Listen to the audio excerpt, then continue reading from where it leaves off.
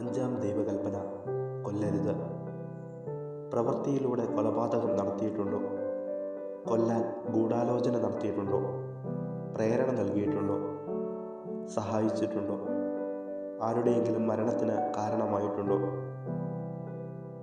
പണത്തിനു വേണ്ടിയോ സംഘടനകൾക്കോ പാർട്ടികൾക്കോ വേണ്ടിയോ പ്രതികാരത്തിനോ വിദ്വേഷത്താലോ ആരെയെങ്കിലും ഉപദ്രവിച്ചിട്ടുണ്ടോ?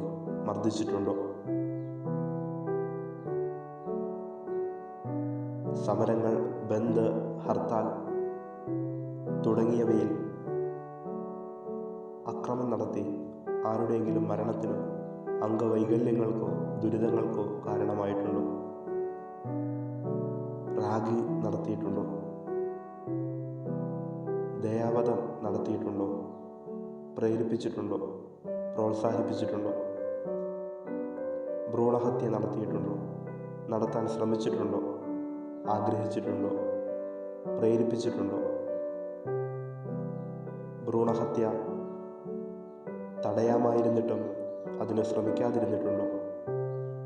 ഭ്രൂണഹത്യ നടത്തി പണം സമ്പാദിച്ചിട്ടുണ്ടോ?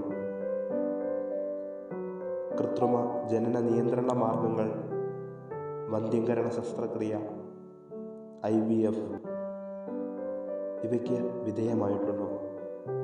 ആരെയെങ്കിലും പ്രേരിപ്പിച്ചിട്ടുണ്ടോ? ആത്മഹത്യയ്ക്ക് ശ്രമിച്ചിട്ടുണ്ടോ? ആഗ്രഹിച്ചിട്ടുണ്ടോ? പ്രേരണ നൽകിയിട്ടുണ്ടോ? ആരുടെയെങ്കിലും ആത്മഹത്യയ്ക്ക് കാരണമായിട്ടുണ്ടോ? മദ്യപാനം, മയക്കുമരുന്ന്, കഞ്ചാവ്, പാൻ മസാലയുടെ ഉപയോഗം, പുകവലി, മുറുക്ക്, പൊടിവലി, മദ്യനിർമ്മാണം, മദ്യക്കച്ചവടം, മദ്യപാനത്തിന് പ്രേരണ നൽകൽ, മറ്റുള്ളവരെ ഇത്തരം ദുശ്ശീലങ്ങളിലേക്ക് നയിക്കുന്നത്.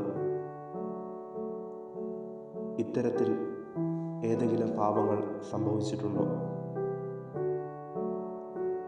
ആരോഗ്യത്തിന് ഹാനികരമായ രീതിയിൽ അമിതമായ ജോലിയോ അമിതമായ ഉറക്കമൊഴിവോ, വാശി തീർക്കാൻ സ്വയം പീഡനമോ അമിത ഭക്ഷണമോ ഉണ്ടായിട്ടുണ്ടോ? വെറുപ്പുമായി ബന്ധപ്പെട്ട പാപങ്ങൾ: അസൂയപ്പെടുക, കോപിക്കുക, ശപിക്കുക, അസഭ്യം പറയുക, പുച്ഛിക്കുക, പരിഹസിക്കുക, വഞ്ചിക്കുക, പരദൂഷണമോ ഏഷണിയോ പറയുക, ഊമക്കത്തെഴുതുക, വിവാഹബന്ധം തകർക്കുക, സൽപ്പേര് നശിപ്പിക്കുക, വിവാഹം മുടക്കുക, ജോലി നഷ്ടപ്പെടുത്തുക, കുറ്റം വിധിക്കുകയും കുറ്റം പറയുകയും ചെയ്യുക, മുറുമുറുക്കുക, പക്ഷപാതം കാണിക്കുക, ഒരാളുടെ രഹസ്യങ്ങൾ വെളിപ്പെടുത്തി അയാളെ ദ്രോഹിക്കുക.